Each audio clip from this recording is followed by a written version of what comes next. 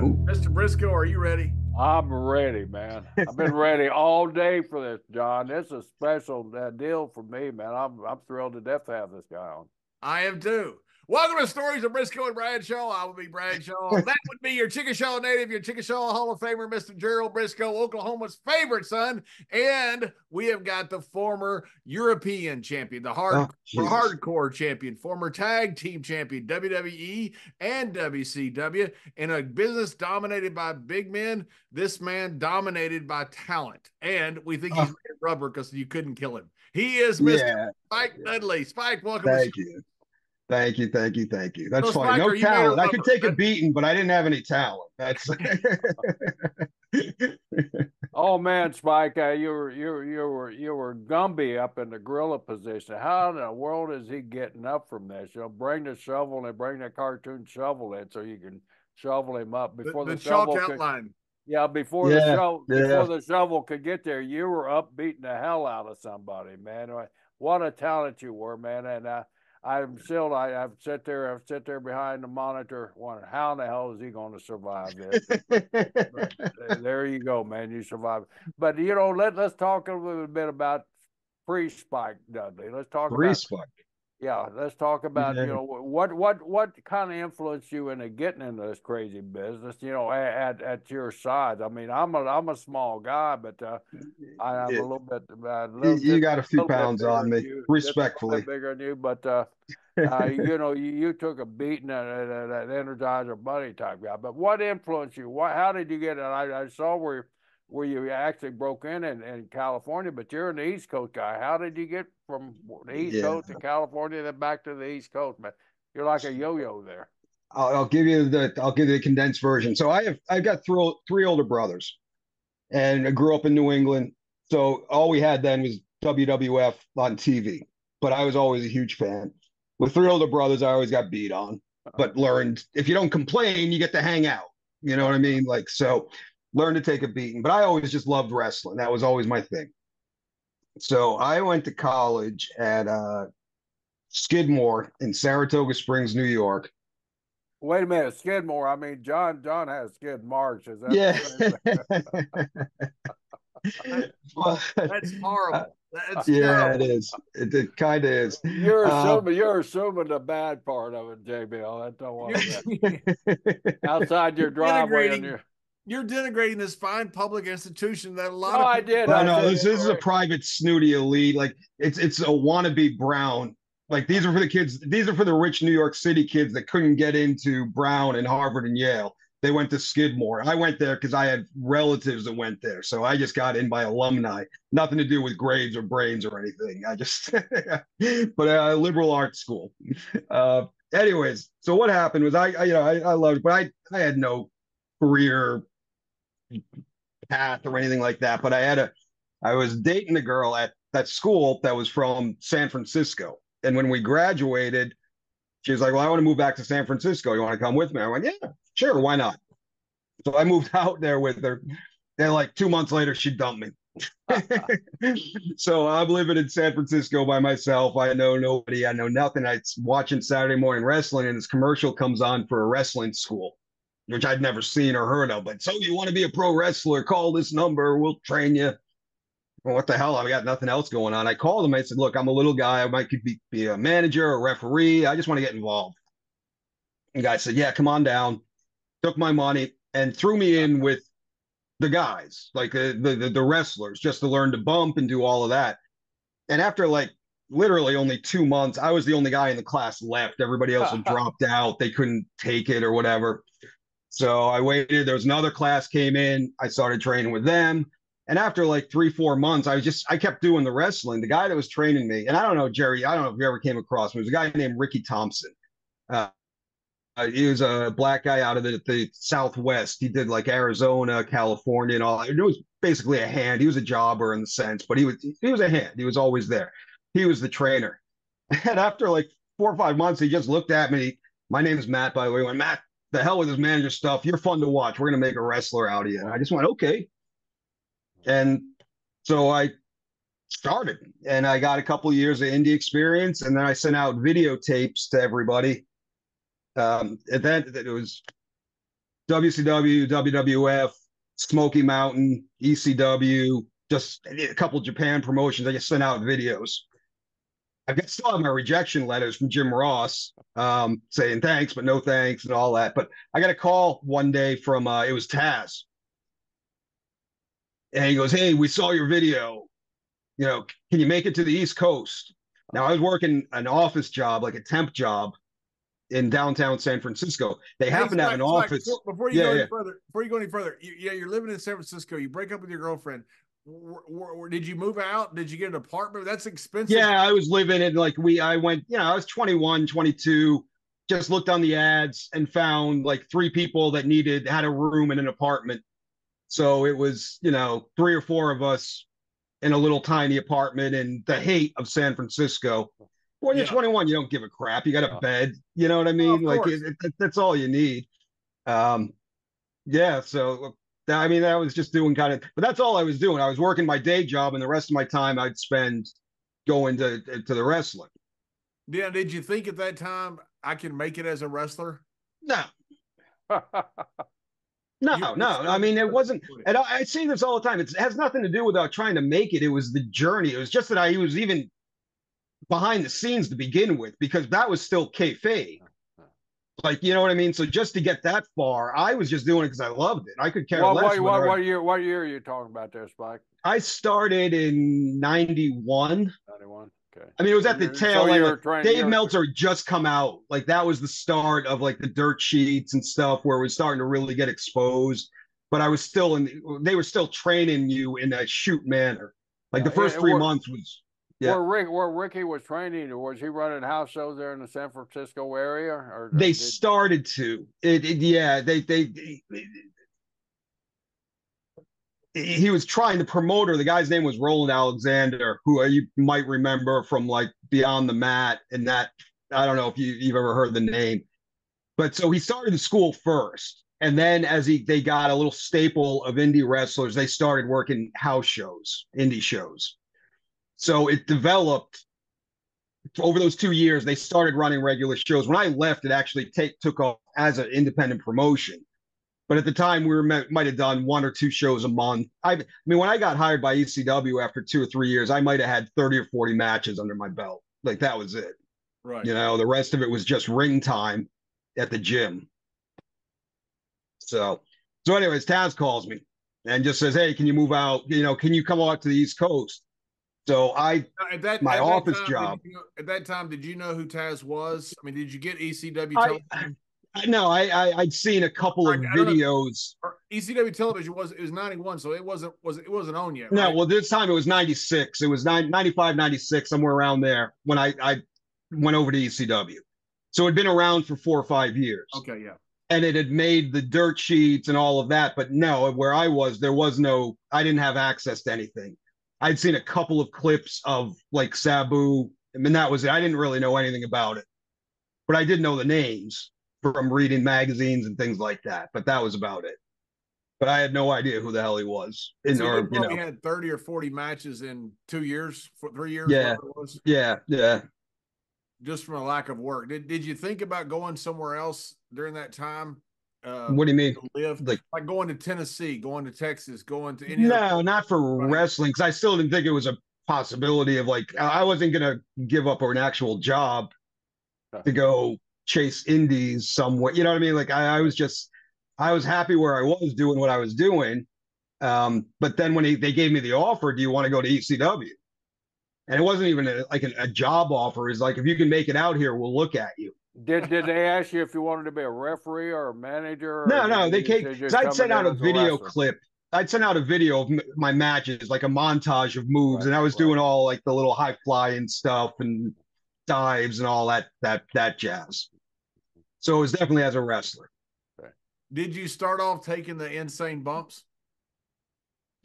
I from day one, yeah. I think that was not intentionally. It kind of happened. Like my debut, Bubba was my partner. He threw me off the balcony on everybody. Wow. It was just ECW. It was crazy. Like when I got to ECW, I went, what the hell did I just sign up for? So when you got there, you had no clue what ECW was about. Not really. Yeah. So you were just No. coming in as a fresh-faced young man, wanting to get in the business, and I just saw knew this they as had. an opportunity, I and just it boom, had. boom, all of us. So what do you think? I mean, you're an intelligent young man. What do you think when you saw all this going on, man? First time I went in there, the first show, I just went, these guys are the biggest bunch of effing idiots I've ever seen in my life. Yeah. Like I guess I didn't understand it, and then like the level of extreme stuff. But as I watched it over the course of time, you realize there's a method to it. But my first introduction to it, this is the stupidest thing I've ever seen in my life. But here I am, I literally got in my car and drove 3,000 miles in like 2 days for the offer. And the offer wasn't even a job. It was what was the offer, if you don't mind telling us? We'll look at you. Okay. We'll look at you. So you're going to drive 3,000 miles just to be looked at. Yeah. So I switched jobs in New York City, drove out to Long Island at the time, because that's where the school was, the House of Hardcore. Did you have to quit your day job there, or was you able to? No, because no, my job, they had an office in New York City. I was just like a temp. I was an office hand. But they said, yeah, we'll give you the job in New York City. Go over there. So I had a job there to just, eat for the most part. That's about all I could afford to do. Did your coworkers think, Matt, you're crazy? What the hell are you doing? Yeah.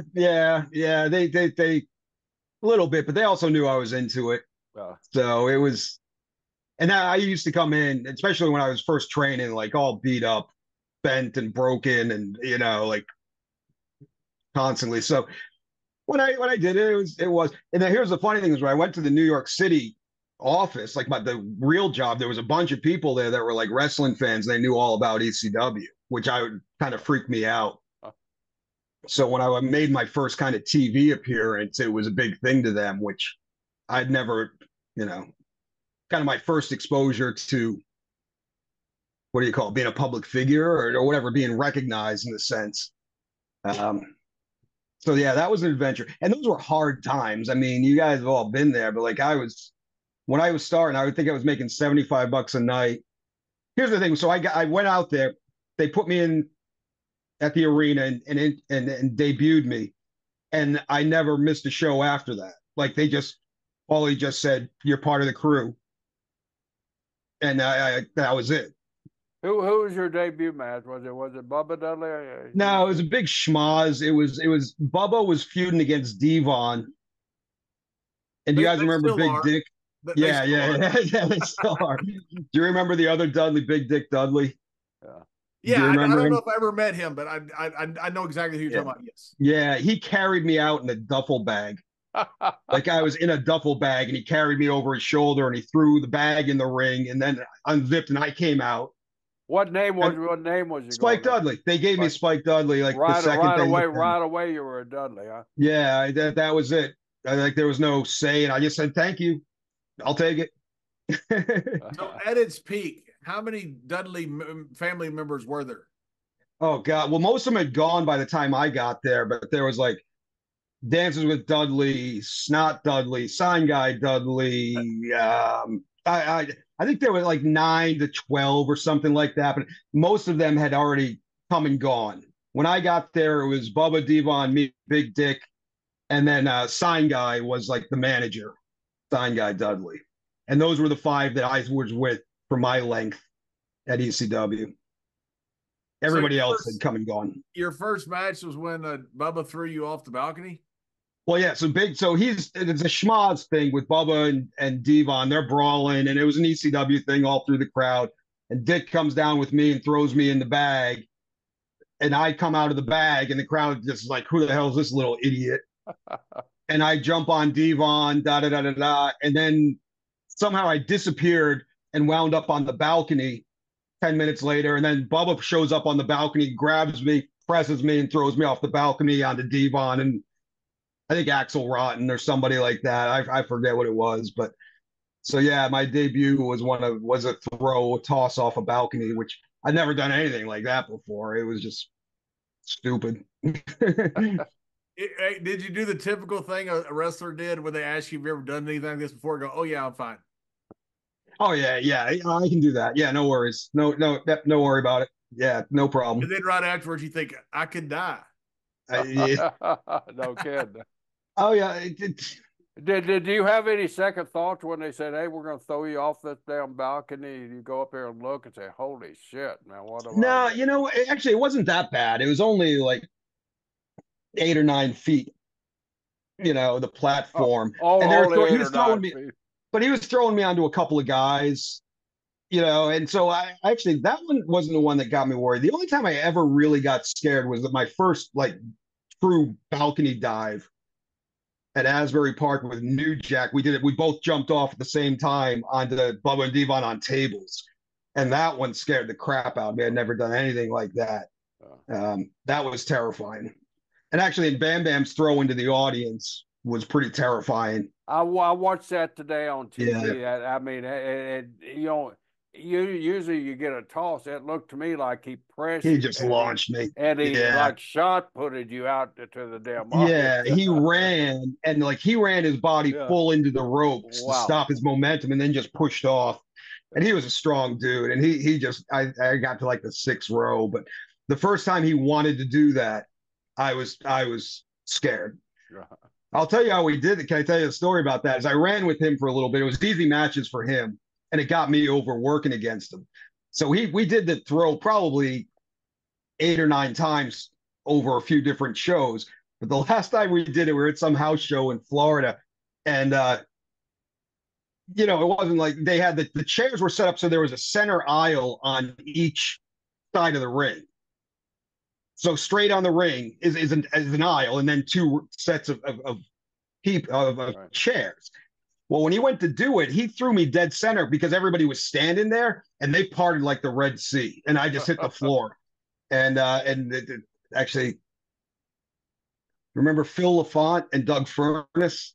Sure. Yeah. They were in that match. It was one of these crazy schmozzes. They were all over it, and I remember Phil was out there, and when I went splat, he came over to me. He's like, "That's it, kid. Get in the back. You're done. Go home." Like you're all done. That was the last time we did the throw. Those guys were great workers. LaFont and those guys could really work. And talk about great athletes. I mean, those guys, they were terrific athletes. Yeah. They were both Division I athletes, weren't they, John? Oh, yeah, they sure were. Yeah, and they had a huge name in Japan. They came to WWE, but they never. I don't know what happened. Me and Barry wrestled them a lot. I mean, they were good. I think it was one of those timing things, where it just wasn't there meant to be their time there. So I had a couple singles matches with Doug, and he was great. I mean, what a monster physically. Good, Like he is one of those. Some of these guys like Ron, Billy Gunn, is athletic to a different level. Right. Yeah. Doug was one of those guys. Yeah. 100%. There's a few of those guys that are just, some guys train and they get big. Some guys, as you say, they're a different level. That's just whatever made those guys.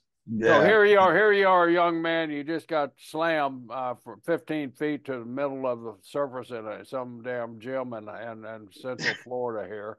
You're laying on that floor and you shaking your head. I left San Francisco for this. Did you ever have that thought come through your mind? No. I mean, it sucked because at the time I was actually doing ring crew. So after the match, I had to break down the ring, and then the six guys in one room sleeping in a bathtub and all of that. But I'll be honest, you look back on it, those are the best times. When you're working for it, when you're hungry. And ECW had a very all-for-one attitude. Like it really, it wasn't nearly as political as WWE, which, no offense, WWE is great, but it was just a, I don't know how you describe it. You're right there, Spike, and that's something I always respected at ECW for is that you guys were always a team. You always say even in our dressing room back in the old days, we're a team. I'm talking about old Florida Championship Wrestling, but there was always that animosity toward each other. But you guys defended each other. You guys had each other's back all the damn time.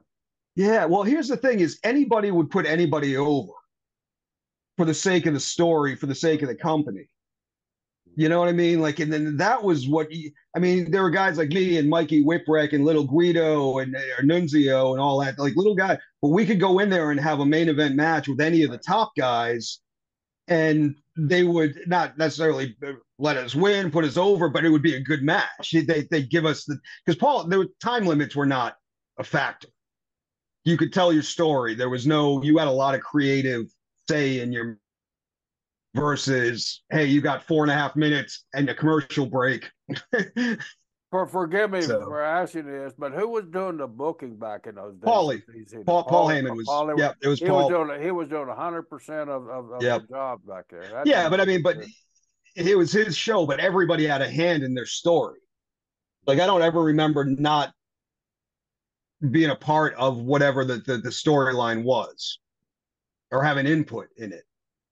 So that was the thing. It was like, hey, I want you to work with whatever, Mike Awesome. And okay, what do you want to do? And we would say, this is what we want to do. He'd say, go for it.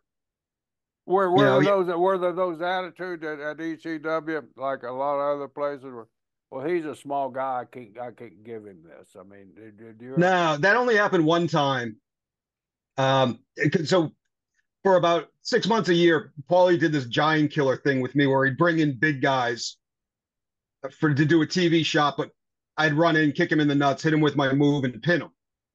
So like Bam Bam Bigelow was the first guy I did, like One Man Gang, Kamala, all these guys. They'd come in for TV, and then my music would hit. I'd run in, literally kick him in the nuts, hit him with my move, and pin him. And that's how I got the giant killer gimmick. The only time anybody ever gave me an attitude, and can I use names? Is it okay? I don't really care. Sure. Go. You guys remember PN News? No. Yeah. He was. I worked with him in Europe. He was Cannonball Grizzly over there. Yeah. Right. Well, Paulie brought him in to do the gimmick with me, and he got great heat. He went out the ECW arena doing his rap thing, yo baby, and they're booing and they're shitting on him and they're booing on him. And my music hit and the place went nuts. He did the business. I kicked him. I hit him with my move. I pinned him. Great. The next week, we're doing house shows, and we're just working. So now I'm working a match with him. And, I mean, a house show in front of 300, 400 people. He beat the shit out of me. You know, and then whatever. So after the match, and here's what's great about ECW. After the match, Paulie, hey, how was it? I was like, it was a little snug. He went, oh, okay. The next night, he booked PN News against Balls Mahoney. And Balls was doing that chair thing, just hit somebody over there with a chair as hard as he can. And Paulie gave him the green light this son of a bitch up for what he did to Spike. Balls put the chair over his head and shattered his nose flat against his face. Wow. And that was the last time we saw PN News. Wow. So and here's the thing, like, I don't mind. I mean, I'm expecting to get beat up and all of that, but taking advantages on a 140-pound guy is just stupid, for one thing. Yeah, and especially when it's not your finish. You know, it's not like you said, hey, I'm going to go over.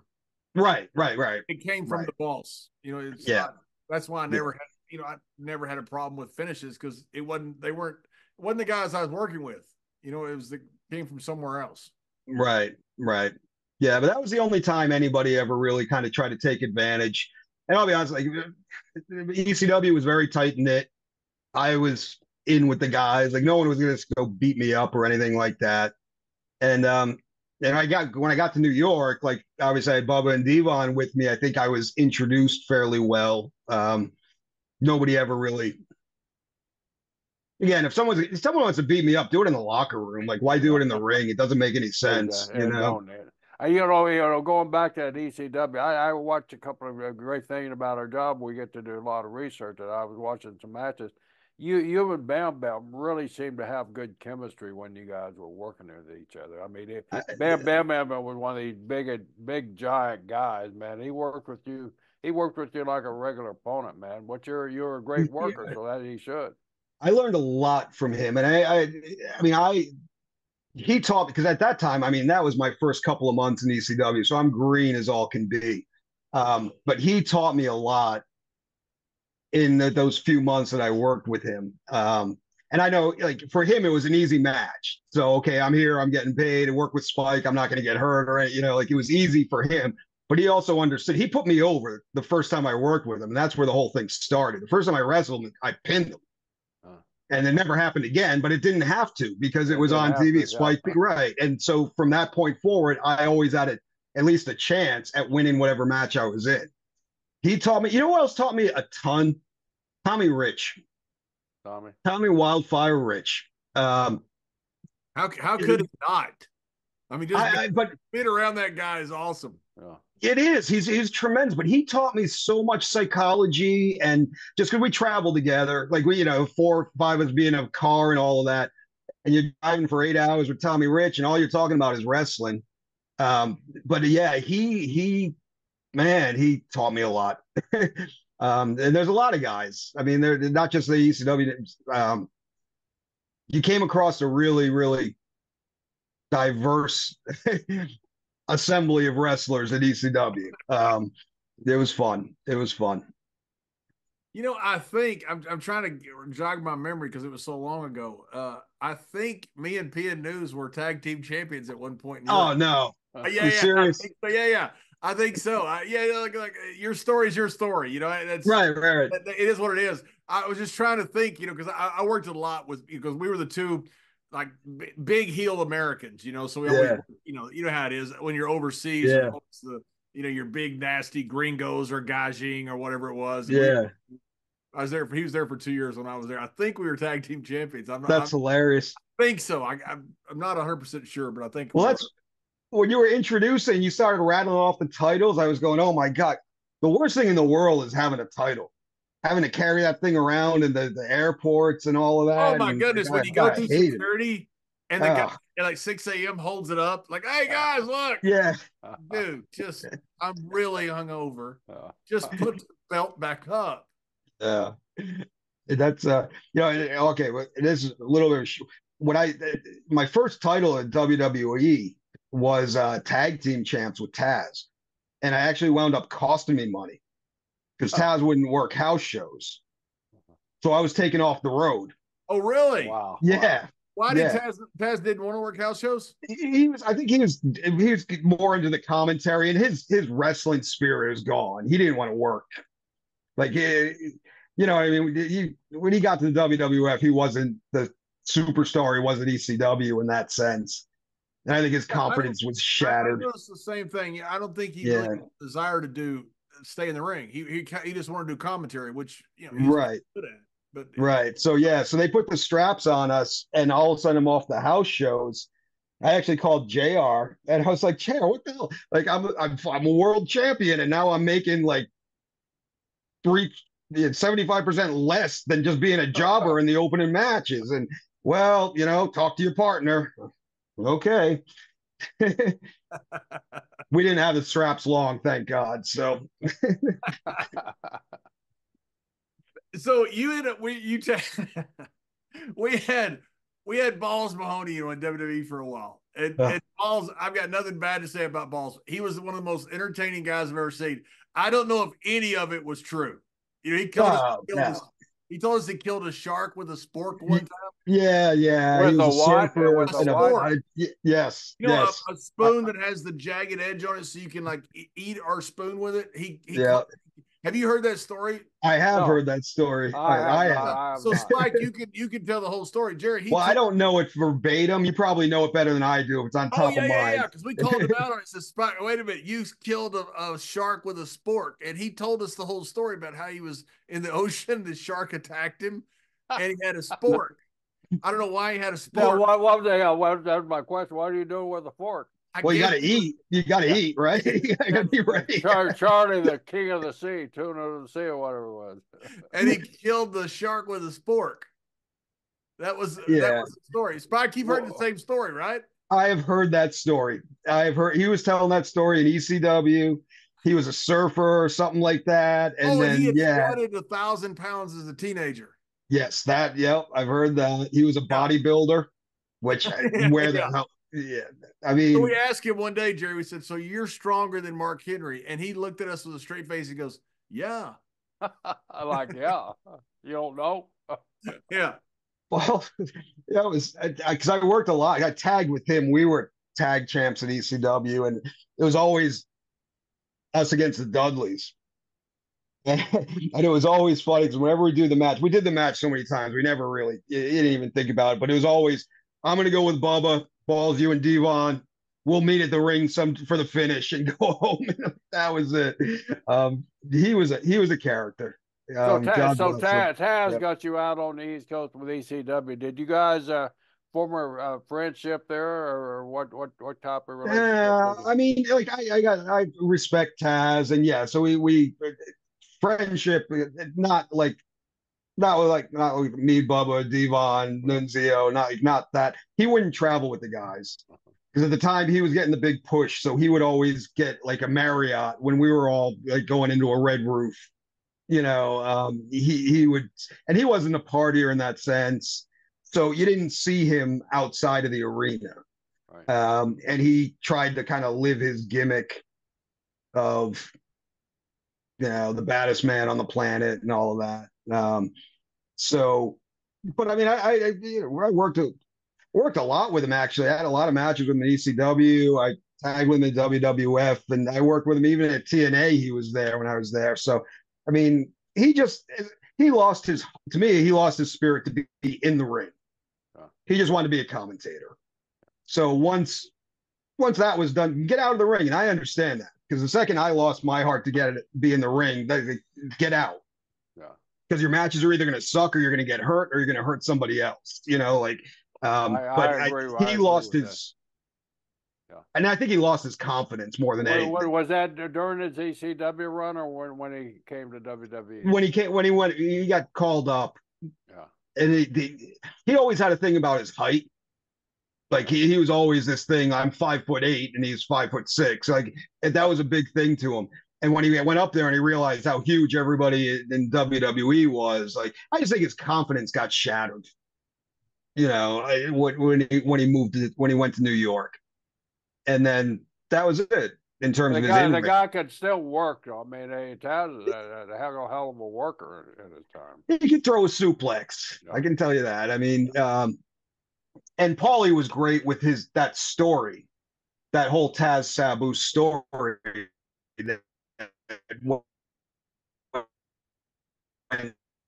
took a year and a half of building before they actually do at ECW. He could, what's the term? Get water out of a rock or whatever it was. Like he could find something in everybody. Paulie did a great job of protecting his characters. Any weakness they had, Paulie had a way around it. He protected them. Any thing that Paulie had the ability to really build characters and keep them strong. It was keep them strong. Yeah. Right. With Sabu there, I mean, you had some good matches with Sabu too, right? I think he's an underrated performer on all. He is. He definitely is. Sabu is just whether he's in his right frame of mind.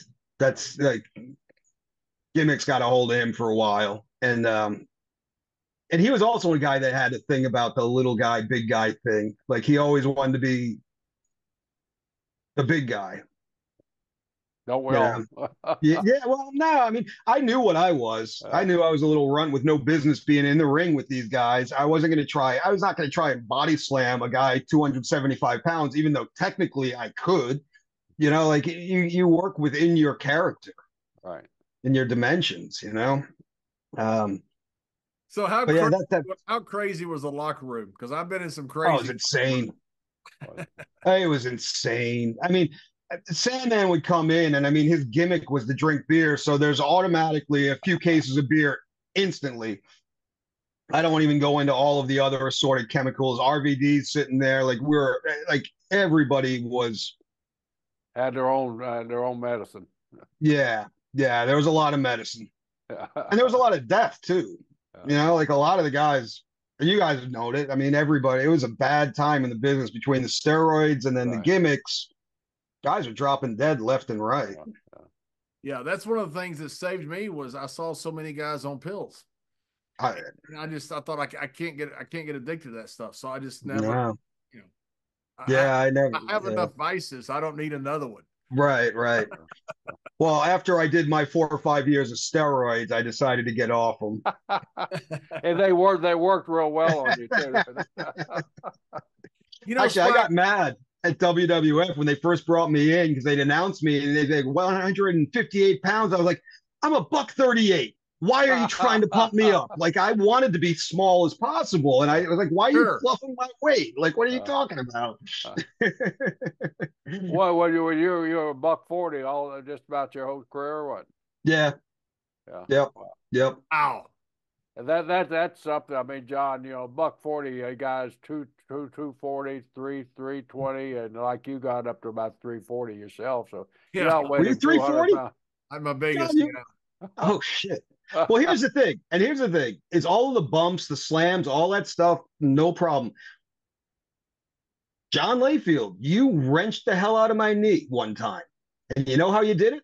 How? You were covering me and you just grabbed my leg and hooked my leg. Really? But it was just a wrench, and it had nothing to do with you doing anything wrong. It's just that I'm little. And and I remember that. I think we did a TV match, and when you covered me, I was like, ah. And yeah, like it nothing you did just because I'm so little. It's so weird how you get hurt. I tore my bicep going out of the ring, and I did 1,000 times. Just went out of the ring, hooked the rope. When I did, bicep just snapped off the bar. Yep. I tore my meniscus putting a figure 4 on Buddy Coat. It can happen at any range, in any position you're in. I mean, our business is like that, and we're all fortunate, especially somebody my size and your size, Spike, and that. Yeah, but at least you were a shooter. Big guys, So, I don't know about that, but anyway, yeah. Can I tell that story? Well, absolutely, you can. All right. Okay, I got it. So it's a well-documented story of the plane ride from hell. Everybody knows about it, right? Oh yeah. Okay.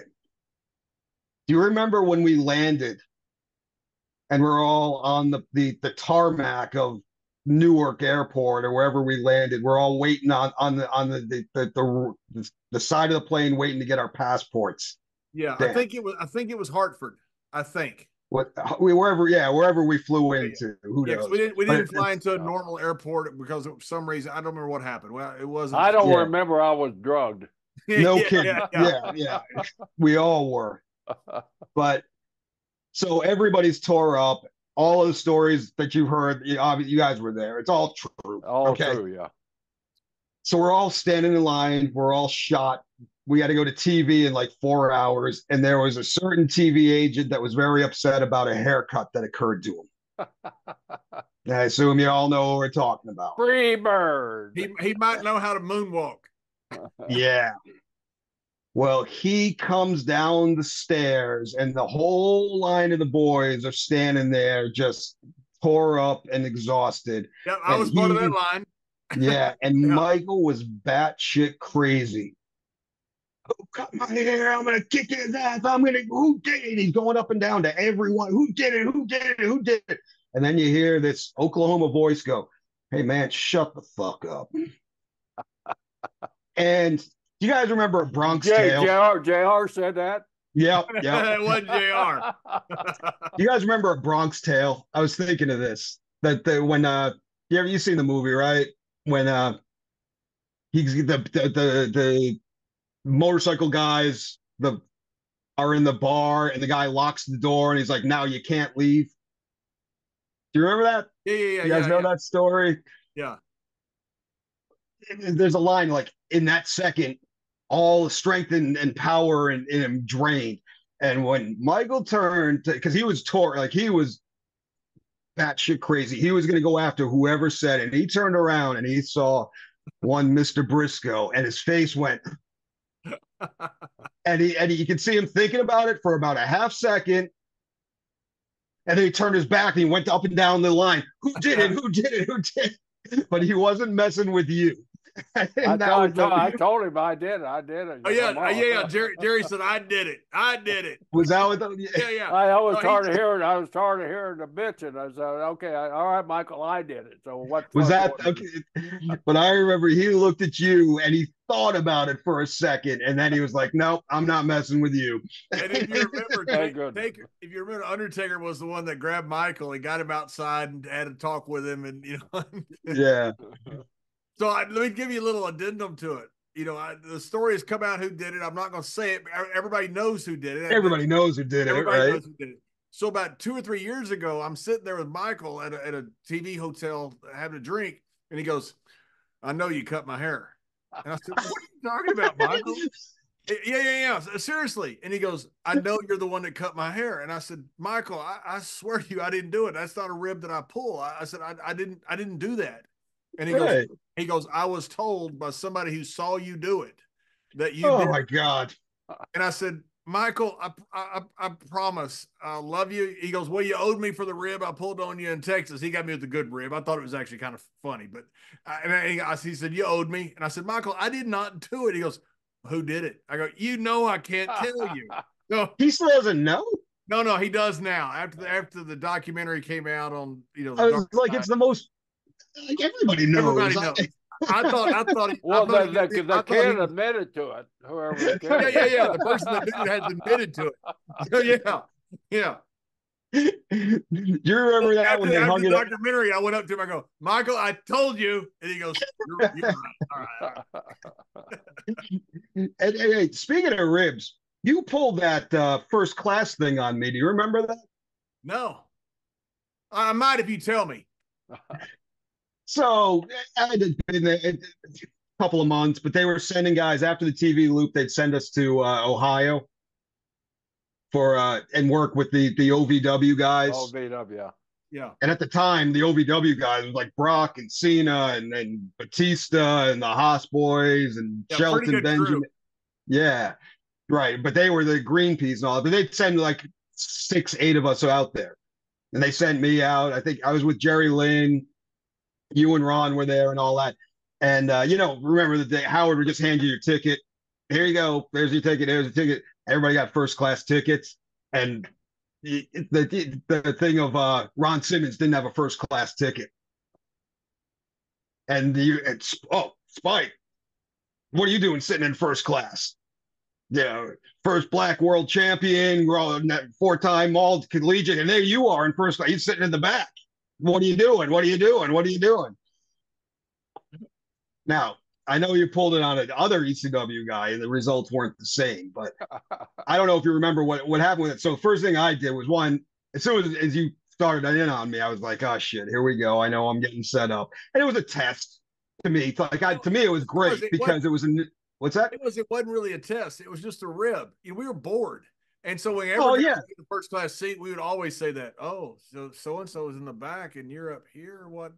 Okay. Yeah. Right. That was the oldest rib we had. Right. And so I went back and I begged Ron to take my seat. And he was like, "Oh no, I got my 3 seats. I'm laid out here. I'm fine." That's the best part of the rib because when you go back and try, the guy never takes the ticket. And I begged him. I was like, "Ron, if you don't, I'm going to get wailed on. Come on, man. Just take the first class seat." It's like, "I'm fine. Really. It's okay. Tell him I'm okay. Tell him I'm okay."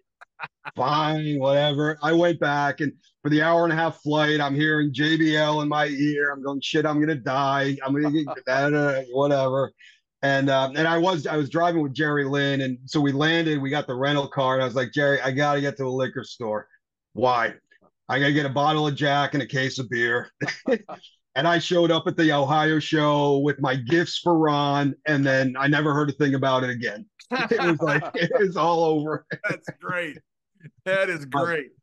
But I appreciated it because to me, like you said, a rib, okay, that's fine. But at least I'm being ribbed. At least I was there. And so you can either cry about it or you can do the right thing. And the thing about it was, if no one liked you, Jerry will attest to this, no one would rib you. No. They would completely ignore you. They just ignore you. If you got ribbed, it's because you were liked. Yeah, I said, to me, I took it as a source of pride. When I showed up with a bottle of Jack and the beer, everybody was happy, and life went on. I tell you, there was a WWE, the Office rib. Here's one for you that I haven't told much. After when I first got brought in to New York, it was right before Mania 17, so they were doing the angle with, it was me, the Bubba and Devon, Edge and Christian had Rhino, and the Hardys had Lita. So there was like a third person for each one of those teams for the TLC match. So they brought me in right into Mania. But there was a couple of weeks of TV tapings, and my debut was at Albany at the Knickerbocker Arena, and I drove up there because I was close by, got my debut and all of that, and then the next night we're actually in the Providence Civic Center, and JR calls me and says, Spike, do you mind, could you wear a suit and tie when you go into the arena? And I was like, well, yeah, but why? Well, because of your size, none of the personnel can recognize you, so we want you to stand out. It's like, are you freaking kidding me? This was before the dress code. Like, yes, sir. Do what I got to do. And I show up in a suit and tie. Lasted about a week or so, but that's just them busting balls. Like, really? I got to wear a suit. Spike, I got to tell you something. There was once a gold medalist that was told by a certain Oklahoma person that he needs to wear all the medals he's ever won all the time. 24/7. 24/7. 24/7. Jerry ribbed Kurt Angle, the gold medalist, that bad. Kurt's and he wearing did those, it. And he bid on it? He's wearing his legit medals, his shoot medals for the airports to the gyms. He's wearing them everywhere because Jerry told him that he was really. Well, what happened? He ran into Vince McMahon at a hotel, and he's got like his neck is bent over like that from carrying around all these damn. He looked like Mr. T. Right. Yeah, he looked like Mr. T. And Vince, Kurt, what are you doing with all those medals? Because I told him, Vince wants you wearing those medals 24/7. You're Olympic gold medalist. We'll make sure people know who you are. And so he said, yes, sir, Mr. Brisco. And yes, sir, right. He got 30 gold medals around his neck. Vince seen him in the hotel and said, Kurt, what are you doing with all that shit around your neck? Well, Mr. Brisco told me you wanted me to wear them. And Vince just busted up laughing, and right away, boom, Kurt knew, and him that had. Yeah, there was some fun stuff. Oh, God. You know what? I wish I wrote down more of it. Because like every week, there's always a story. There's always something. You know what it was, Spike, was that we didn't have social media. And I'm not saying about getting stooged or anything like that. I'm talking about we didn't have an outlet for our creativity. So we didn't That's what you call it, creativity. Well, I guess, I don't know what But come on, we would have gotten arrested. We'd be in jail if there was like cameras and stuff everywhere. Yeah. That girl from the when you got the Japan card, I don't want to get into names. You remember that one, right? Oh, absolutely, yeah. Like the stuff that happened, like God, unbelievable stories. I mean, you sit around and you tell people these stories. I was telling some friends the story the other day, and they were looking at me, and I could tell nobody believes me. And I'm going like, I'm not even telling you the bad stuff. I'm telling you the easy stuff. It was nuts. And I can't even imagine, Jerry, when you were on the road, like, because it was even like some of the stuff you hear these stories. Well, most of those were just pulling off the side of the road because you got mad because somebody threw a half a beer out your window without drinking it all. Right. And so you'd throw down and have a 2 out of 3 fall match in the middle of the road there. Yeah. But it's not even the crazy. It's like, I'm trying to think back of like just some of the cool stuff. Yeah. There's so many cool moments that like when I'll tell you a cool moment. I want you to tell us about Undertaker and when he choke slammed you over the top. Holy cow! Okay, so I just saw him at Mania a week or two ago, and that was the first thing he said to me. Was it? He was talking about that. That's how memorable that is, man. Now, here's the story. It's funny because I was hanging out with Bubba the night before, and that story came up as well. So when I saw Taker, I haven't seen him in 20 something years, and the first thing he looks at me, he's like, Spike, I just saw a clip of me choke slamming you. He's like, I'm sorry. And I was like, you don't even remember the story behind that, do you? And he's like, no, why? So here it is. I'm 6 months into WWE, and I'm Spike doing all the bumps, crazy stuff, and I have a hardcore match with Undertaker. And so, you talk about the match. Okay, I'll give you the garbage can. I'll give you the ride and go home. And I just went, Taker. And I was like, you got Spike. You're not just doing the same old stuff. And he's like, what do you mean? I said, you can do something with me that you can't do with other people. Let's think about it. He's like, well, what do you got in mind? I look around, choke slam me to the floor. And he went, no. I said, no, I'm serious. I can take it. He went, no. I said, trust me. Let's just try it. So we broke out the crash pad. And, he measured it and he dropped me a couple of times. And then Bubba walked down during that, while we were hanging out. And Taker walks up to Bubba and he's like, Spike wants me to choke slam him to the floor. Is he insane? Like, what's his deal? And Bubba just looked at him and he goes, take it. Spike says he can do it. He can do it. And Taker went, okay, we'll do it. But when I told him the story, he went, oh, thank God it's your fault, not mine. He's like, I felt so bad. Taker looked like when he choke slammed Mick in the cage, and the cage walked away slowly, and all of a sudden he looks like he just has committed homicide. Right. It's the same look with you, like I just killed Spike. Live television. Yeah. So, no, that was that bump. I'm so glad Jerry brought it up because I was going to as well. What did it feel like when you hit? It knocked the wind out of me, and that was it. Yeah, that was it. It was just the air it left me, and that was it. Who's that in the background there? MJ, come here. MJ, come on out here, man. How you doing there? Yeah, this is my son. This is MJ. Oh, that's John, and that's Mr. Brisco, and these guys I used to wrestle with back in the day. Doing? In fact, you met Jerry. You met him at the suite when we were at WrestleMania. You were sleeping most of the time after you ate all my food, that is. Frankly, I do not remember that. It's because you were watching YouTube the whole time. I'm sorry. Yeah, that's all right. Do me a favor. You know where I keep my beer? In the cooler or in that fridge. You can grab me one of the black cans. No, I'm working, bud. I'm working. All right. Way to go, Spike. Yeah, that bump, Taker's expression too until you hit. I mean, it was like, holy cow. What was he like backstage? Are you okay? I mean, Taker's great. I always got along. Yeah. I mean, after the bump, was he concerned you were dead? Oh yeah. Yeah. In fact, I think he bought me a few drinks that night. I always got along well with him. Should have bought you a few before. Yeah, right. Maybe he did. Thank you, sir. That's the first time you've asked him for a beer? Yeah. He learns quick. Yeah. He's learning. It's soon. What does he want to do? But what's that? What does he want to do? What does he want you for? What do you want to do? Oh, he wants to show me a video. I know that. We got time. You've been out of school for 2 days. He's been sick for 2 days, so he's been home. But no, we're okay. Not too much longer, bud. You're okay. So Spike, when I saw you at WrestleMania, and you told me, but kind of repeat the answer. I asked you, first thing I asked you was how you feel, and I feel fine. Well, not super fine, but better than you would expect.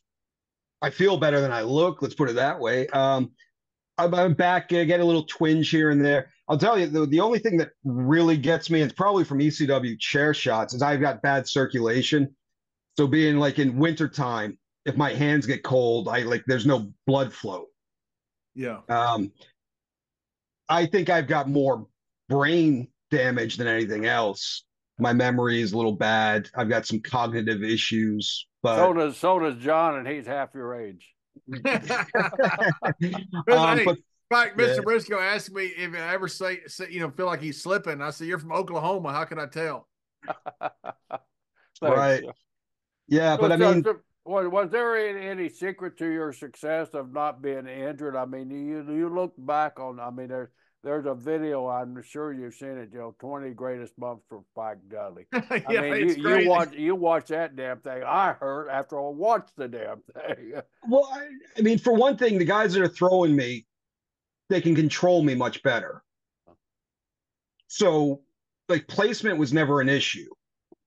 And I'll be honest, being as light as I was, it's not as, it doesn't hurt as much on me as it does a 300-pounder.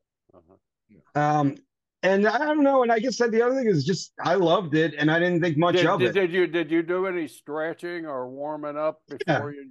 Yeah.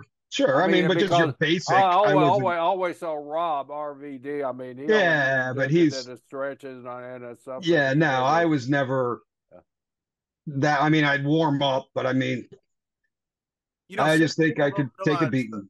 When you're taking a big bump from somebody, you're literally at their mercy. Right. Exactly. Yeah. And you're right. When a guy gives a little bit more pressure, I mean, it's better for you because it positions you better in the deal than you just risking your body going there on its own, because sometimes the body doesn't move right when you want it to move. But somebody knows how they want to place you, and you've gone through that placement. That's a saving grace. And I think that's the reason Taker and Mick were so good together, because they've done that stuff so many times. Well, they knew how to place each other. Yeah. Well, the guy that slammed me the hardest was Bubba, but Bubba knew how much I could take. Like, he wasn't taking advantage. He knew my limit. Yeah. And he could wail on me, but he never hurt me. So there's but again, a complete difference in being stiff and being dangerous. Yeah, absolutely. Yeah. Well, the thing was that when those French guys missed the table, that was one that could have been incredibly scary. Yeah, that was scary. That was scary. Yeah, but that didn't hurt at all. And so I don't know. Did you have a bump that really hurt you that you didn't want to take anymore, or is it pretty much you survived them all? That I didn't want to take? No. I'll be honest, the thing that I avoided at all costs was a Boston Crab. And it wasn't even a bump. It's just being put in that position. Yeah. I didn't have the flexibility backwards. Like, that was my biggest fear. If anybody ever said Boston Crab, I absolutely not. Like, that was one that hurt me. But bumps, no. I mean, I didn't do the flippy stuff. You know what I mean? I was just getting power bombed or slammed or suplexed. I wasn't like, today's guys are just insane. I couldn't do what they are doing now in terms of the acrobatic part of it. But yeah, I could never do like a moonsault. I could never be flipped around or anything like that. I was just up, down, up, down, up, down. Yeah, I'm not looking for names, but was there anybody that really took advantage of it and abused your size, during your... Well, just that one with the PN. Well, I'll tell you a funny story with Test. This was a good one. We were working a house show in Long Island. It was like an opening 6-man match or something like that. And he's got me, throws me in the corner, and I put the boot up. I scooch up to the middle rope, and I come off with a missile drop kick to his face. Now, I didn't think anything of it. It's a drop kick. I'm aiming for his face. He knows I'm aiming for his face. It's on you to receive, like, put your hand up, turn your face, whatever. But he went like that, and I blasted him in the face. I busted up his mouth or his lips or something. But when I drop kicked him, I turned away and I didn't realize it. And he no-sold, he grabbed me, threw me in the corner, and he starts wailing on me. And at the time, I didn't know he was angry. So he's in the corner. I'm just going, hey, man, what's your deal? Why are you so angry, man? I thought we were friends. So he's beating me up, trying to stiff me, and I'm making these, like, joking cracks back at him, and he's getting angrier and angrier and angrier. But like, he didn't, like, he obviously probably could have killed me if he really wanted to, but he was just trying to lay everything in, and I could care less about that. But aside from that, now I said that's one time, the PN News story I told earlier. But aside from that, I don't remember anybody ever trying to muscle. I mean, what do you muscle me around? I mean, what the hell? It's not hard. We had a gimmick in the dressing room one time that we weren't never going to put our hands up for a drop kick from Bob Holly, and he put both feet in your face. So it was like a sign of courage. You come flying off the right. I'm gonna. But I mean, to me, that's out. I was right. He had the double. Oh, he had a beautiful drop kick. But yeah, it was awesome. Lance Storm too, but you still protect yourself. So he got pissed off, and I'm just going, who feeds their face with a drop kick at a house show? Like, I mean, what the hell? Like, but he got over it. We were working one time in Kansas City. It was Albert and Test against me and Ron, and Test is starting to learn the business a little bit, so he starts calling some spots. Well, Ron's not expecting him to call spots. Not that Ron cared, but he didn't. Right. He's not expecting it. All of a sudden, Test calls something like reverse spinebuster. Ron doesn't hear him because Ron's used to calling the match, so right. He's not used to listening to somebody else. Yeah. And he didn't know what Tess said. So Ron does it. Tess comes off the ropes and jumps up right in front of Ron. Ron just looks at him. Tess throws both his legs out and takes a back bump. He's about a foot to 2 feet. And Ron's just sitting there with his hand on his hip like that. And he looks over at me. I said, do not tag me. Do not tag. Toronto's the best. Spike, I want to go back to the ECW days. I think it's so cool when you started getting thrown out over the top rope a lot. Then all of a sudden the fans started catching you and mosh pitting you around there. That had to be exciting for you. Which that's an attorney's nightmare. Yeah. How did that evolve and everything? I don't know if it was Bam Bam's idea, Paulie's idea, probably Paulie's idea. But the ECW arena, which only held about 1,500 people, but we would put about 2,500 in it. And it was the same crowd night after night. Like every Saturday, it was the same crowd. And during the match, like Bam Bam teased it to the audience. They knew it was coming. And they were the crowd there was as much a part of the audience as the workers. Right. They wanted to be involved. And he teased it during the match. Like he'd whack me, I'd be down selling, and he'd look to him, he's like, I'm gonna throw him there. And they'd go, yeah, throw him. And he'd tease it to the other side, and he'd tease it to the other side. And so they were there, and to be honest, that was the safest place to ever get thrown because they wanted to catch you, and they did. Like when we did it at the arena, he did it twice. Like for that TV tape, and he did it one side, which was just beautiful. And they caught me like a feather. Like it didn't even hurt, And I don't even know how to describe it. They all caught me, and then they all put me up and started passing me around. And we went around halfway around, and then I fell back into the ring, and he grabbed me up, and he's like, now let's do this side. Same thing. They caught me. They passed me around. But at the time, as I said, I was on ring crew. So I'm setting up the ring before and after the show. And so was half the audience. Like they would help with all of the physical labor and stuff like that going into it. So I mean, everybody. I would recognize 3/4 of their standard ECW audience even today because they were there so often. They were just a part of it. And because they Bam Bam fed it to them, they knew what was to expect. It was when we took it outside the arena. That's when they parted. You know what I mean? When we did it in Florida, it wasn't our arena.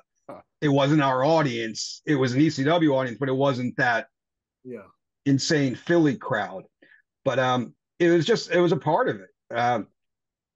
The ECW crowd was so much a part of this. Do you remember when Al Snow did the head thing? Unbelievable, the response he got.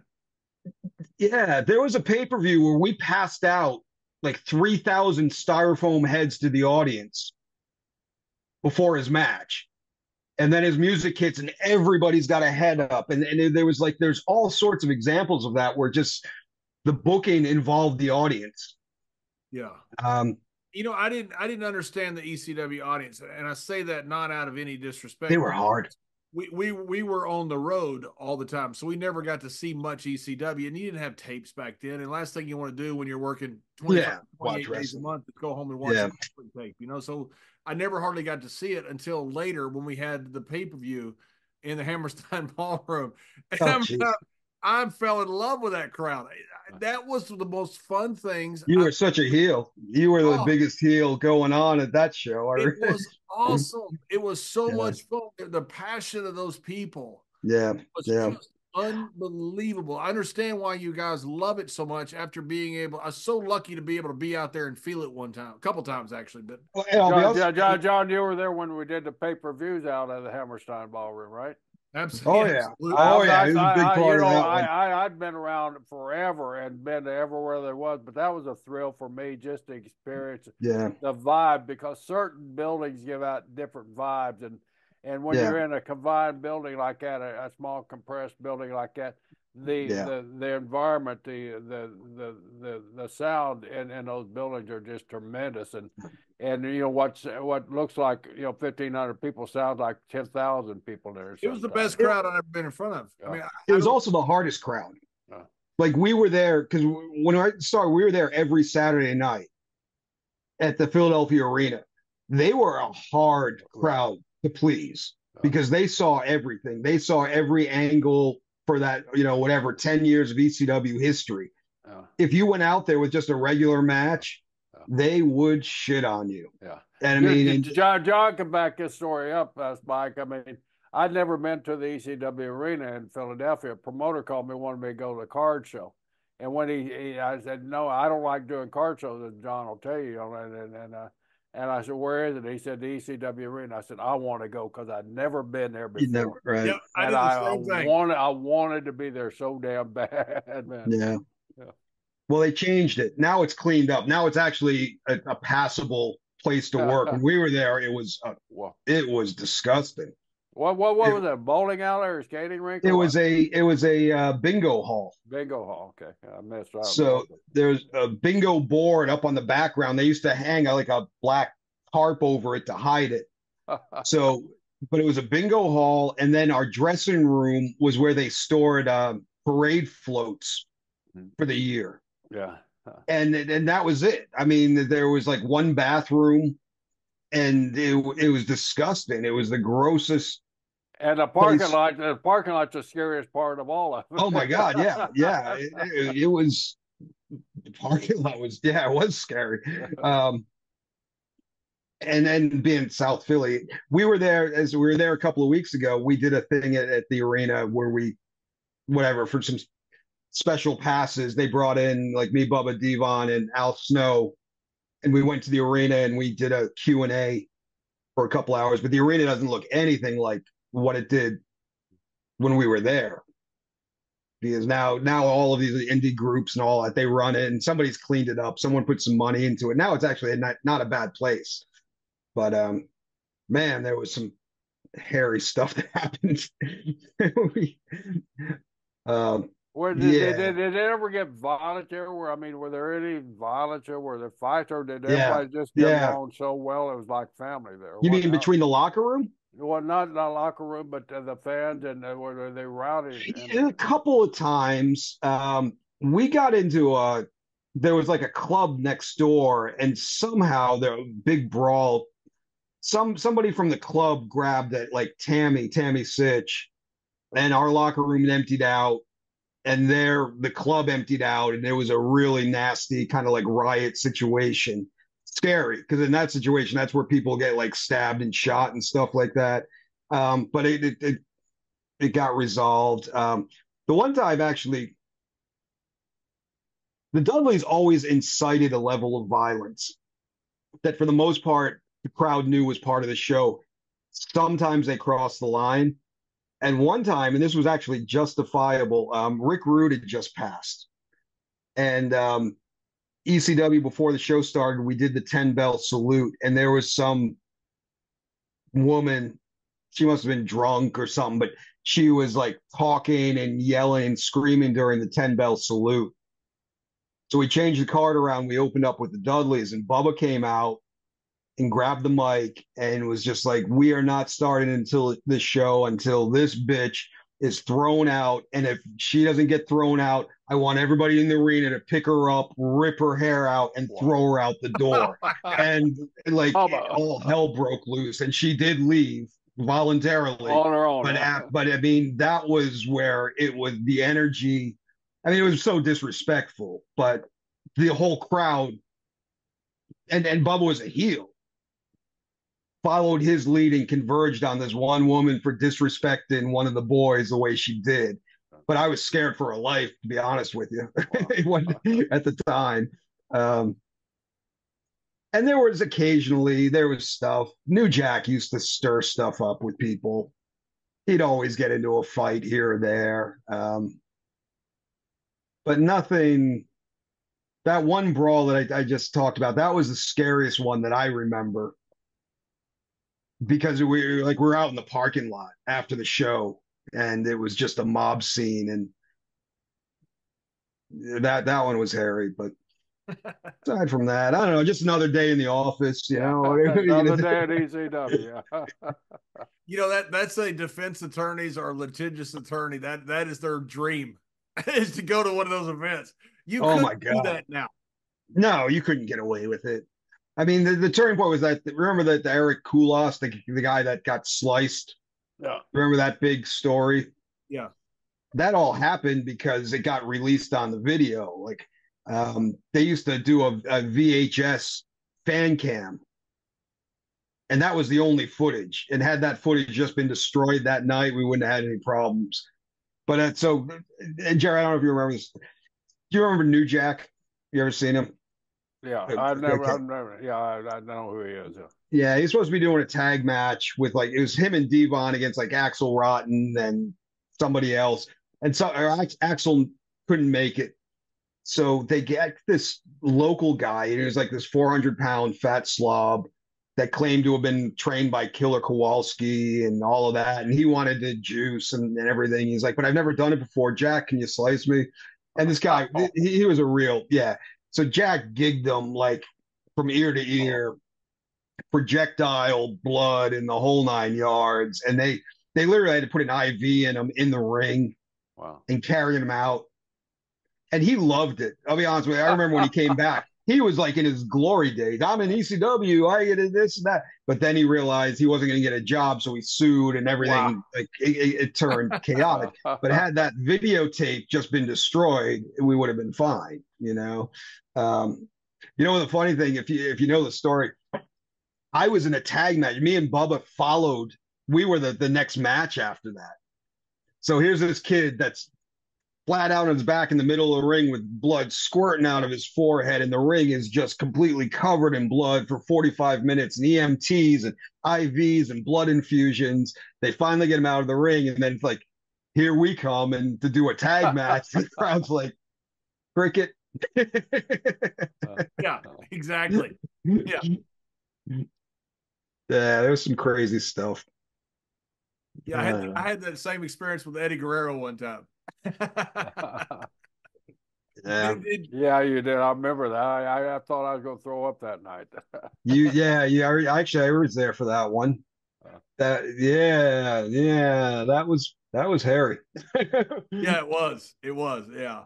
I didn't think either one of them was going to make it out of the ring that night. At one point, he told me, he goes, "Good juice, essay." I said, "The blade is still on my wrist, you bastard." He had busted me open. He just like y'all did now. He just laughed. Yeah. I got you.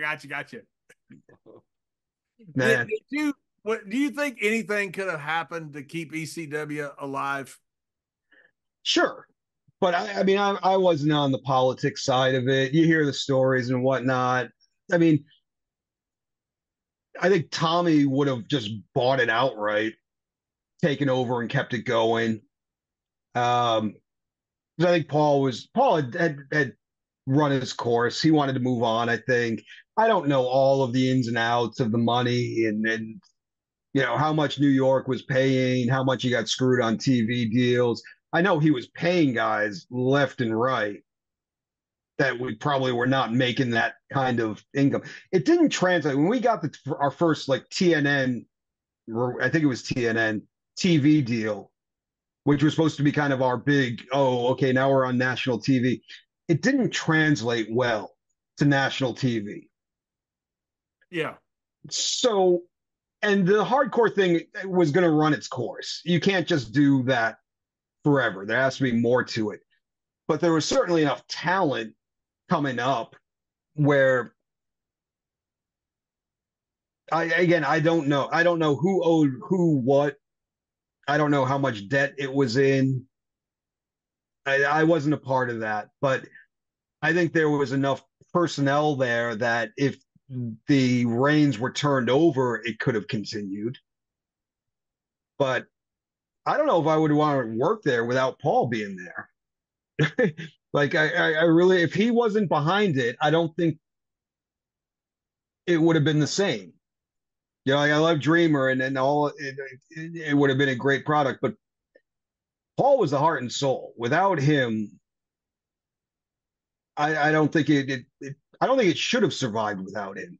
And if he wasn't willing to be there, then that's the end of it. And well, was there ever a time, Spike, where you felt like, I could contribute in the office in this company here? Was there ever a time that you wanted to be a part of the office there? Because there wasn't an office. That's what I'm saying. The office was Paul's parents' basement.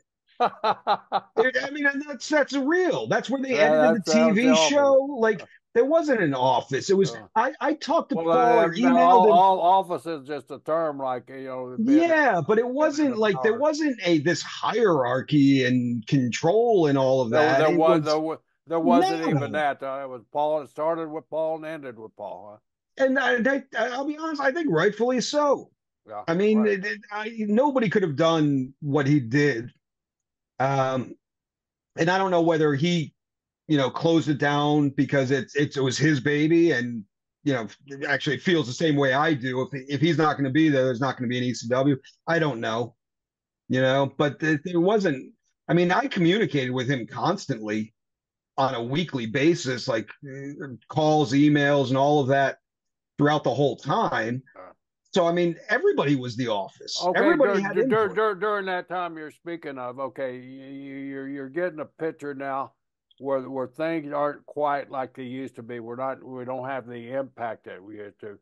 Was there any, I mean, Bubba, I mean, he's a sharp They'd gone. Man. They'd already left. They're already gone, but yeah. Was there ever any thought of those guys, coming back and trying to revive the stuff? Or like you say, Paul not here, it's dead. It's a dead soldier. Well, once how much later are you talking about? Like somebody coming back, because they've tried to do like recreate ECW. Yeah. Like I think Shane Douglas has run a few shows where he brings in everybody that's left from ECW to run an indie show and try and start it up again. Right. I think there's been a number of attempts at that, but you can't do it. Yeah. It's stupid to try. Right. You really had lightning in a bottle at that time, and your audience felt like in my opinion, felt like they belonged to something. And that's next to impossible to recreate. Right. And you shouldn't even try to. And that's what, like, I mean, especially when I was still working on the indies and stuff like that, it was all, we're going to be the next ECW. No, don't be the next ECW. It's the stupidest thing in the world. You want to be the next whatever you're going to be, but to try to just imitate something is wrong. And to be honest, that hardcore thing, as you said, you can't ever do it again because you'd be arrested in 3 hours. Right. The stuff that was going on.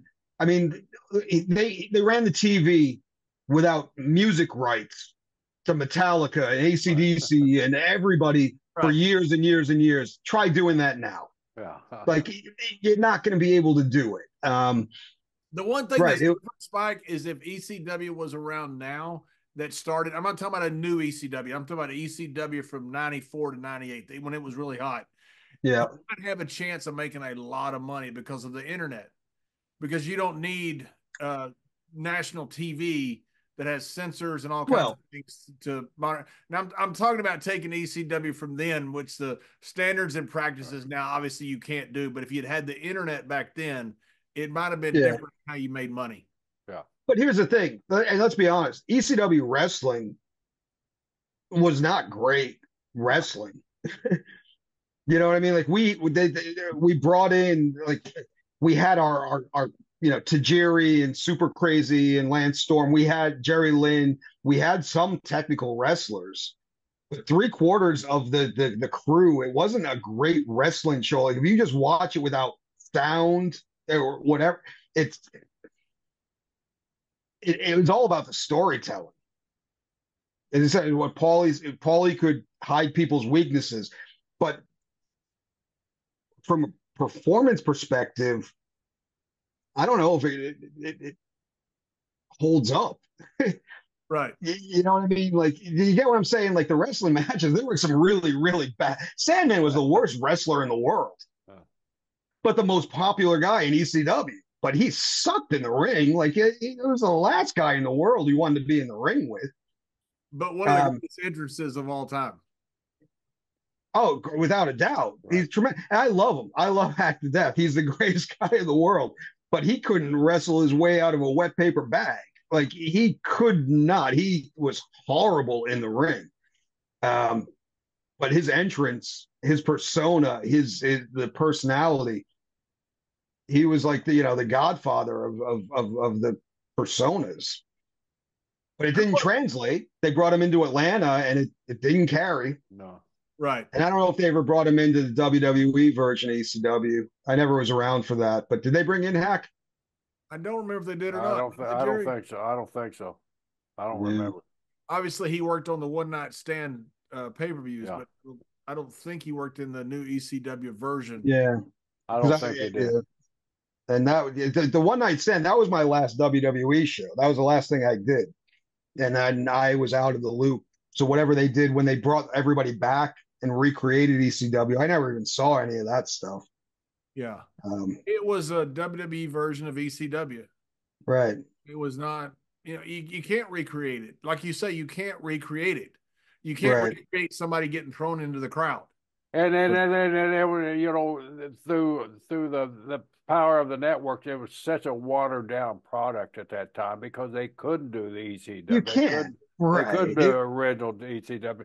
So we get a lot of heat over trying to recreate something that was physically impossible to recreate because of the standards and practice going on at that time. I just look at it as a lot of guys got some work that they probably wouldn't have gotten had they not done that. So I mean, I was happy for a lot of because I got brought up, along with and Bubba and Devon's shadow. So I got work for 5-6 years with WWE. I was one of the lucky ones. 3/4 of the crew had nowhere to go. WCW folded. If they didn't get a job with WWF, they were shit out of luck. Do you think a lot of those talented performers that you had in ECW were labeled where they couldn't get jobs because they were with ECW? Do you think because of the look of? Well, there was no place to go. I mean, let's face it. There was no full-time. ECW folded. WCW was bought out. Smoky Mountain had crashed. What other full-time promotions were out there? There weren't any. Yeah, and Onita was no longer running in Japan the hardcore style anymore, Right. So you didn't have a place to go over there. Right. So I mean, they were working the indies, but that's just spot shows here and there. Yeah, there was no. That's the beautiful system of the old school, as you know, is there was territories. There was 40 territories. You went from one to the other to the other to the other. You always had a job. By that time, it was WCW, WWF, ECW. And when ECW went, WCW went, there was only one player in town. And that's one of the reasons, Spike, I've always thought that John Cena had the hardest role as a champion, maybe in history, because you went from your boss being flipped off by Stone Cold, drinking beer in the ring, ECW, people getting thrown into the crowd, crazy things going on. All of a sudden it's PG. It's the only bridge in town. It's the only show. And they tell Cena, go out there and sell out arenas, which he did. He did. As a PG performer. That's the hardest role that anybody, I don't know anybody else that probably could have done that, but John Cena. But I think for John, it was a shoot. How many Make-A-Wish things as that guy. He's a shoot guy. good guy. Like he really is the nicest guy in the world. Yeah, it's just the hardest role because the business had changed. The business was crazy, and also you got to bring it way down here because of standards and practices and sensors and all that stuff that's going on. And now go out there and draw interest. It's just funny because after my release, when I was working the Indies, one of the guys that you'd see regularly was John Cena's dad. You ever met him? Yeah, I have. Of course. Yeah, he plays a heel manager on the indie scenes just for shits and giggles, but he's the sweetest guy, he's the nicest guy in the world. Nice. Yeah. Although he pissed off Roddy Piper one day, and you want to hear a story? Yeah, please. I hadn't heard that story. All right, so we're working an indie show, and how it worked, the indie show brought in Roddy Piper to sell autographs and whatnot. And the place is mobbed, it's packed, and the line for his autograph is out the door, and the show's supposed to start at 7:00, and it's like 8:15, and the line is still out the door. So we got to start getting the show going. So Mr. Cena, which is what I always call him, I don't know what his first name is, John Cena's dad, who's the heel manager, goes into the ring and grabs the mic and starts cutting a promo on Piper, who's sitting behind the crowd signing autographs. And Piper's like, what the hell? Like, I'm the babyface. I got to go beat the crap out of you. But he couldn't do anything because he was signing autographs. And Piper got pissed. And finally, the line ends. And Piper comes back, and he's got five. And I'd met him that night, but I stopped him when he came through. The guy was like, Roddy, I know you're pissed. He doesn't know any better. Like, he's just trying to help the show. He doesn't understand the business, the old school, and he's like, I'm gonna kill. No, just he was just trying to help. So anyways, he calmed down. He still bitch slapped the hell out of him in the ring though when he got a chance. But I thought Piper was gonna kill Mr. Cena in the locker room that night. Hey, I'm wrestling John Cena, the son, obviously, and Undertaker couldn't make the show. We're somewhere around San Francisco or somewhere. So they didn't want to disappoint the crowd. So they bring in freaking Roddy Piper as the special referee. Yeah. So I'm sitting there opposite Cena, and Roddy Piper for 15 minutes as the referee has stole the show. Nobody even knows that John Cena and I are in the ring. I look over at Cena. I go, nobody knows we're here. And grab a headlock. And Cena goes, he's great, isn't he? I go, oh my God, he's awesome. This guy's awesome. What a talent. Yeah. That's the stuff that my biggest highlights looking back on, getting to go to hang out with some of the legends that I grew up watching. I completely agree because I grew up watching as well, and being able to hang out with some of these legends, just like this is cool. This is cool. Yeah. Terry Funk is a great one. Actually, this is the old ECW. I was only been in the company for like a couple of weeks, and Terry came in for a show, and I ran into him at the lobby at the hotel, and he's like, Spike, what are you doing? And I'm like, what, are you talking to me? Like, I got a 6-pack and a pizza. Come on up to my room. And I was like, what? Like I never met him other than say hello. He invited me up to his room. We drank beer and ate pizza, and he talked wrestling for 4 hours. And it just like, who the hell am I? Like, to be sitting there hanging out with Terry Funk, and you guys know I'm the sweetest guy in the world, and just imparting wisdom. And they get stories after stories of hanging out with the legends from ECW, WWF. Like, there's so many guys I met and hung out, even worked with, that it's an incredible ride. I'm glad it's over, but an incredible ride. Speaking of being over, what's Spike Dudley doing now? I mean, what's up with your life now? I saw you. Well, we ran into you at WrestleMania. You're very happy. You got a beautiful family at home and everything. Well, that's what happened. I was at that. I mean, obviously, what I did was get the crap beat out of me, and your body can only last for so long. I wasn't making much money. I I want to say met my wife, but my wife and I grew up together. We went to elementary school, high school together, but she went, and we didn't date in high school, but after high school, I went my way, she went her way. I never saw her again and ran into her and we hit it off. And this is 15 years ago, and I was really at the end of my career. And she was talking, it's just like, do you really want to be doing this crap anymore? It was like, I didn't really know anything else, but we decided to start a family. So I got out of the business completely and went into the world of finances of all things. And John, I know you got a background in it, but so I now work for Fidelity. I'm in the financial world, but wife, I got two kids. I got a 13-year-old daughter, 10-year-old son who you just met. And the way I describe it is it started out at 40, age 40. And after the 20 years of wrestling world and everything, having a domesticated life is so different. It's a new adventure. I mean, but yeah, I couldn't be happier. And I'm glad. I'm glad I went the way it did because I'd be dead if I tried to stay in the business, either through drinking myself to death or taking some stupid bump. Like I would not have been able to continue. So, so here I am now. I'm 53 with kids and living the domesticated life and Mike, do you working ever a sit straight in a job. meeting like with your Fidelity colleagues and just like sit there and think if you had guys had any idea of the They dressing room do. of the Here's the dressing rooms thing. I was in ECW, what I've seen. Here's what's funny. One, they do know. Like I don't even know how. Like I don't promote it, but it gets out. Here's the other thing. What I've learned is every business is the freaking same.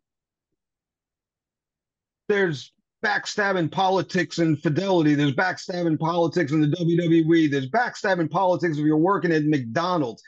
It's all the same business. It's just a different, playing board.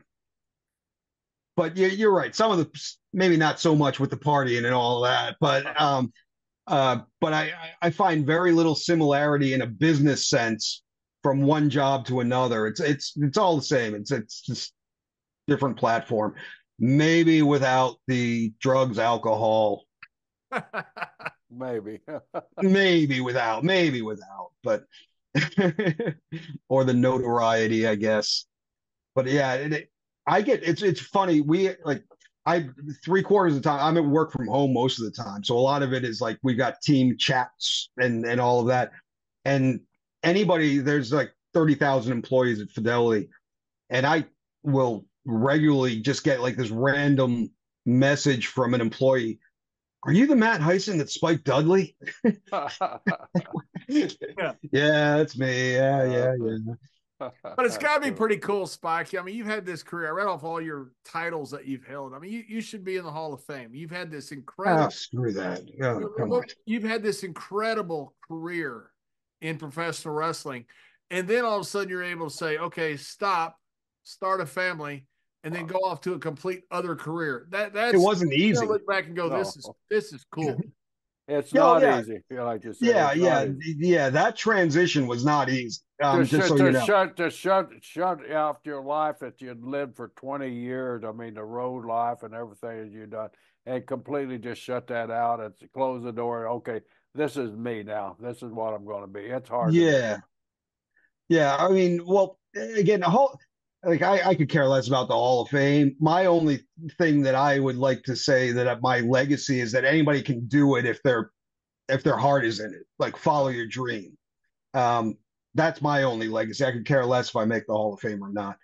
The transition from pro wrestling to a real job was horrifying because I went broke. I was destitute. I was, had my wife not picked me up and smacked me around and said, you're better than this, I never would have been motivated to do something new. But that was the inspiration for me to kind of like start the new life. Geez, I don't want to ramble on too much. Yeah, I look back my wrestling career and love it and great, but it's over and I have no regrets, no qualms. I loved going back to Mania a couple of weeks ago, but the thought of doing it every day, Wow. like I couldn't. And Jerry, even you said that I sleep better. Yeah, well, I sleep Like better, but I I still sit out there on my patio and I look up at the air and I see a plane. And I can tell by the time of day where that damn airplane's going, still to this day. Yeah. but you, all that means is you've been on the road too damn long.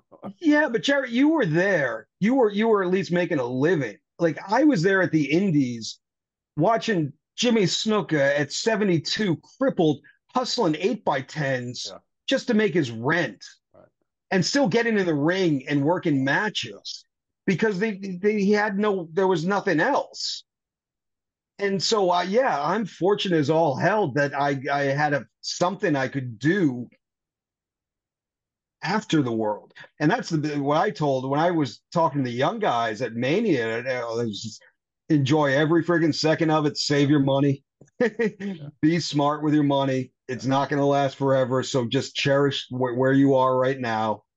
But it's nothing lasts forever. And that's so. And then you're exactly. It doesn't last forever. And making that transition. I mean, when I got out, and we're all on the road. So I mean, I would be honest. I had to have some type of medication to sleep at night, and now Right. been off the road 3 or 4 years now. I mean, I don't take nothing. I Right. don't need nothing. Right, I sleep right. good. It got a different stressful. life. It's a different life. It just sitting out there knowing what time the airplane schedule is and knowing where they do. I mean, that's sick. I mean, that's sick in your mind. When you have to depend on that all your life, on a damn airplane schedule. When I went into the green room, it was funny because I was going like, Howard Finkel used to just do all of this by himself. Yeah. Like he'd give everybody their schedule and he did it all by himself. And now it's computerized and PDFs and all. Like, how the hell did he do that? 24/7 is how he did it. But seriously, like, I mean, that was only 20 years ago. It was still huge. Like there was still all sorts of schedules. It was a lot. It was even more. We traveled more 20 years ago. What you're traveling today, so his schedule. We won't keep him much longer. At that 10-year-old wanting his daddy to read him a story here. So, did you do any? Do you do any autograph sessions or anything? Or are you over that? Do you have anything you want to promote? A social media handle or whatever it is. No, I'm so out of it. I don't do anything on the business anymore. No. Promote somebody else on my behalf, but no, I'm out of it. I don't do a web page. I don't hustle or I don't do. I mean, and Jerry, it's funny because when you asked me, I was like, if you'd ask me, I'll do it if I know who you are, if it's somebody I want to work for, and but. We're so happy. I mean, John and I, we've talked about it for over a year, but like you say, I it's mean, true. That's true. It's true. Absolutely true. Yeah, probably close to and 2 years. John, by the way, there was nobody you out haven't there even that looked we at could really find anything. Awesome. What is you didn't even realize it, did you? I've been sitting here for 2 hours. I got my swag. Absolutely. That's from the golf tournament that I had down in Athens, Texas, Jerry. Wow, all the guys came in. I had all their drinks for them, had their hotels all lined up. It was a wonderful time. Yeah. And it was funny. It was like a couple hours ago. I was going, I still got my Bradshaw tournament stuff. Oh, that's awesome. And, that was such a fun time. We raised money for Make-A-Wish. All the guys came in on a couple of days off, had everything set up for them, golf and all that stuff. The guys were great. It was a blast. Yeah, everybody, we had a blast. Good time. But I was wondering if you would actually ever recognize. I know it's small print, but I do now. That's awesome. That is so cool. That's great. Oh, we had such a good time. I was so worried about the guys coming in. Vince flew everybody in and covered the cost so that we raised more money for Make-A-Wish. It was really cool. Yeah, that was a blast. That was one of the good times. It was golfing on the road. I always had a blast with that. Booker I used to go with Booker because he would go anytime. You mentioned golf, but and I think did you golf with us in Perth, Australia? Do you remember that? Did. Yep. Yeah, that okay. You were on that trip. Yeah, yep, sure did. And it was like, don't go into the woods. There's poisonous snakes. That's right. That's right. But Booker loves golf so much he built some golf holes in his yard. Yeah. Because I'd always try and hook up with him because he'd always go out for 9 before the show. Like he'd say golf, he's there. He's always there. I remember one time I was playing golf, I think with you on a Monday or something, and the security guard that was supposed to come with us was passed out in the golf cart drunk. Jimmy Tillis? Yeah, Jimmy Tillis. Jimmy Tillis, had to be. Yeah. Tillis, Jerry, Tillis got so hammered, we had to take the golf cart keys from him. He couldn't drive the golf cart on the path. And I look over there on 16th hole, and he's mouthing his own sound asleep. He's our security. That's right. We were playing together that day. That's what you did to our security guys, John. Jimmy was the best. I love Jimmy. Jimmy was all right. You used to look back, all of our security guys were just one of us, man. Yeah. They were great guys to be around, Well, that's a shout out. ECW had their Atlas security. Those guys worked hard. The ECW security guys, yeah. Well, Spike, I know you got to run. Your son's there wanting to see some videos. So, hey, thank you so much for coming on. You're very welcome. Had a blast. I was so glad to see you at WrestleMania. And as soon as I saw him, Jerry, first thing he said was, "Did you get his number?" I said, "Yes, I did." You get his smoke signal. That's right. Smoke signal. 2, 3. Hey, I appreciate it. I'll send you the app, Yeah, by all means. All right, thanks a lot, my friend. You are very welcome. Nice talking to you guys. Be safe out there. You too, man.